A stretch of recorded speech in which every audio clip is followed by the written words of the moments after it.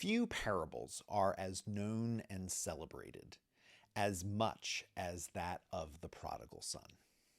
A lot has been made about this parable in the last few decades to suggest that perhaps the center of this story is not the son who left and returned, but rather the son who stayed and was angry at his brother's return and embrace by their father. We'll get to that though. For our current study, I obviously want to look at the parable through the lens of slavery. As many times as you have heard this parable, you might have completely missed the overt presence of slavery in it. I know I have. But before we get to the overt slavery, we need to look at an important, subtle form of slavery in the parable. As we all know, there was a younger son who asked his father for his inheritance early and then left home and squandered all that he had been given through dissolute living. Jesus says, when he had spent everything, a severe famine took place throughout that country, and he began to be in need. So he went and hired himself out to one of the citizens of that country, who sent him to his fields to feed the pigs. The younger son hiring himself out sounds rather self-evident. He got a job, right? But it might not be as simple as that. Ancient Greco-Roman labor laws allowed for several different types of dependent labor, such as chattel slavery, debt enslavement, and an indentured form of labor called paramone. We first see paramone contracts in the 3rd century BC. Essentially, it was a form of slavery that is related to debt slavery, but without the presence of actual debt. Were someone just incredibly poor and in danger of dying of exposure or hunger, they could offer themselves as a paramone to someone else. The paramone relationship was contractual, and it was not based on work or compensation, but rather time. The paramone would affix themselves to a person and would be contractually obliged to remain with them until the period of paramone labor had been fulfilled. They were not contracted to do a specific task, but could be given any task, no matter how vile or difficult, for the entire period of their contract. Archaeologists have found a papyrus document of a paramone contract from the 1st century AD, where a person bound themselves to another person for 2 years, quote, spending his time and doing everything ordered and weaving whatever the employer may wish. Archaeologists have found another document from 9 BC, Egypt, where a free woman bound herself to another woman in a paramone contract, where she pledged to work in the woman's brewery, quote, carrying out, in addition, the orders that will be imposed upon her. We have yet another document from the late 1st century, early 2nd century AD, where, get this, a man entered into a paramone relationship with another person to tend his herd of pigs. Sound familiar? The paramone laborer was to, quote, remain during 1 year from the aforesaid day, tending the pigs that Lucius has, and to bring them to the proper roads and pastures, and doing all which is incumbent on him. The paramone servant was told specifically in the contract that he would not be able to leave earlier than the year that had been agreed to, unless he paid a steep fine.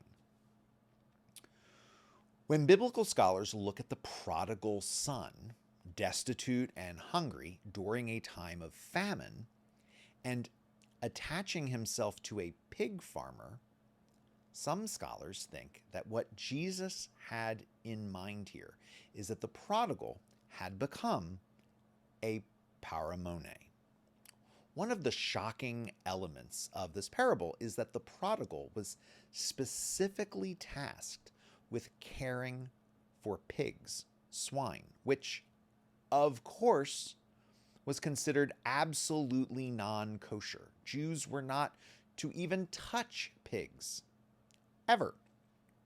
When Jesus got to this little detail in the parable, you better believe people in the crowd listening to him would have gotten very restless.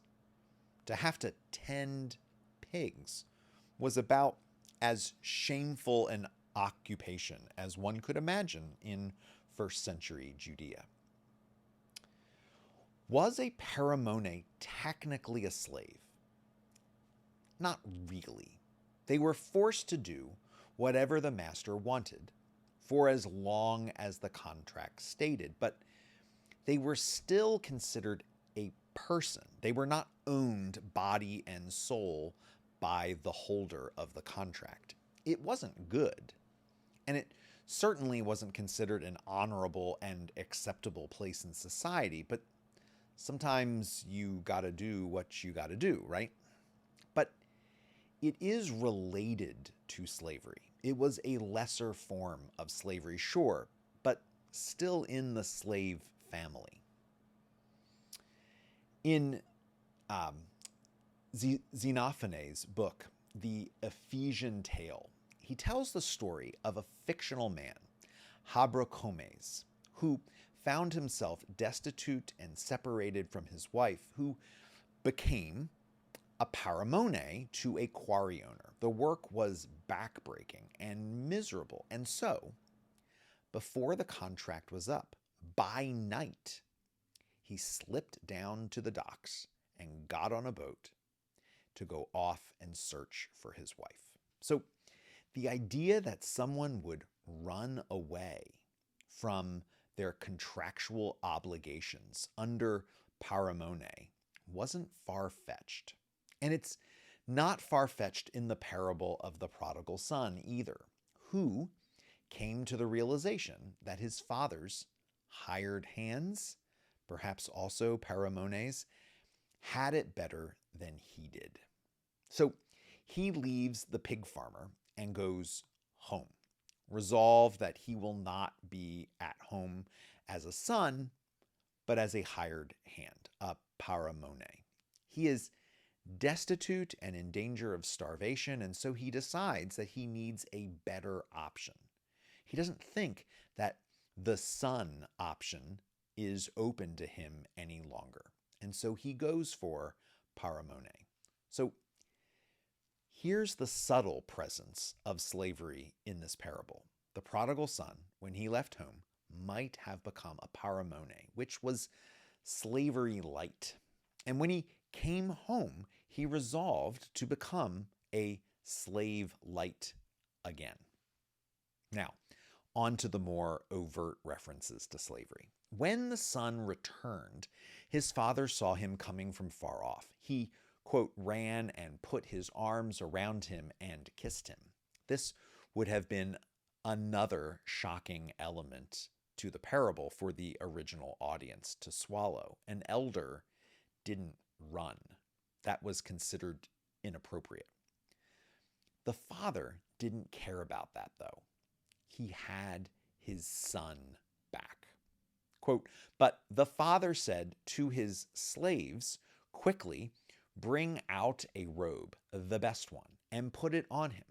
Put a ring on his finger and sandals on his feet, and get the fatted calf and kill it, and let us eat and celebrate. For this son of mine was dead and is alive again.